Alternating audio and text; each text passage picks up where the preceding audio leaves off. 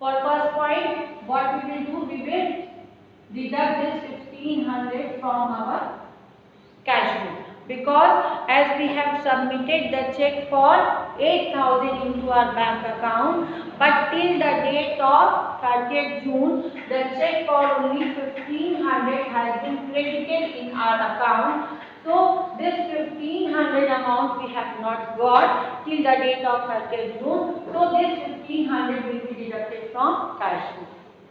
The next point is given that check of 9,200 were issued. Here we have issued the check to someone.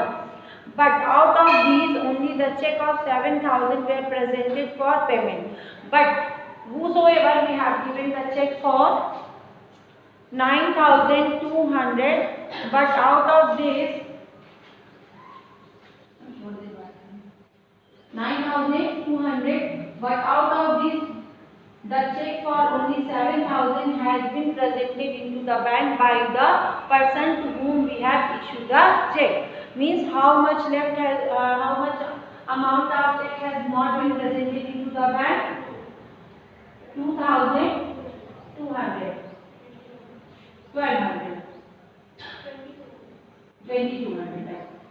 22, the amount for 2,200 check has not been presented into the bank.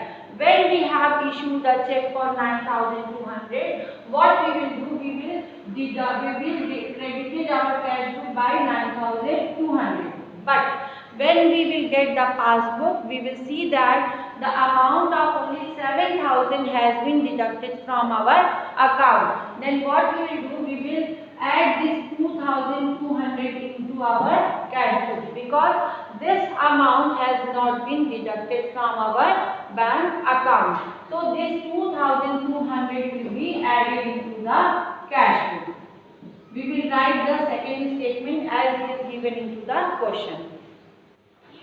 The third point is the receipt column of cash book has been undercast by 200.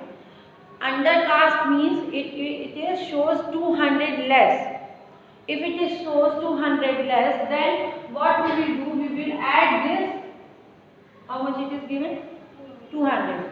We will add this 200. If it is undercast, then we will add it. If it is overcast, then we will deduct it. Okay.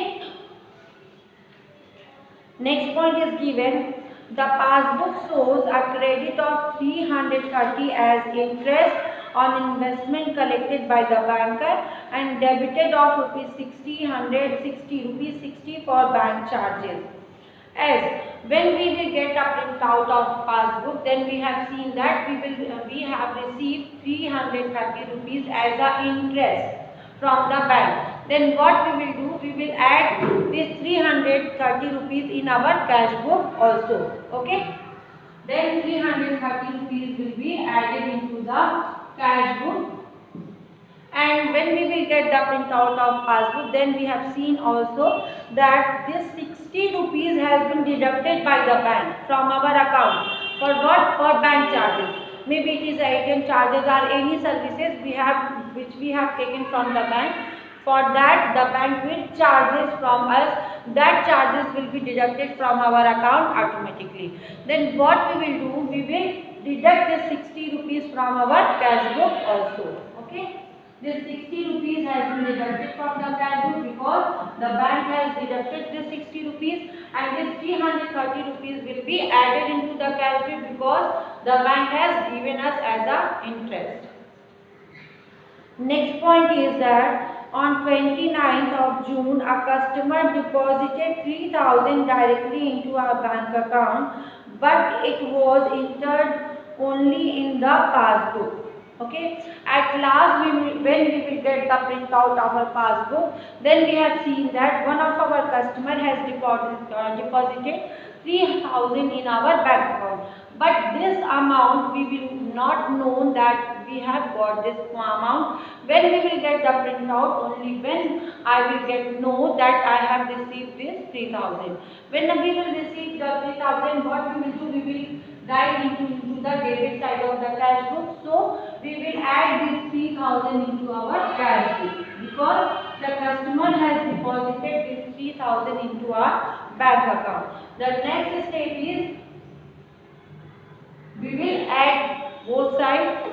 If we will add, how much it is come? 12,000 plus 3,000 is 15,000. 2,000 17,000. 17,200, 17,400, 17,730. Right?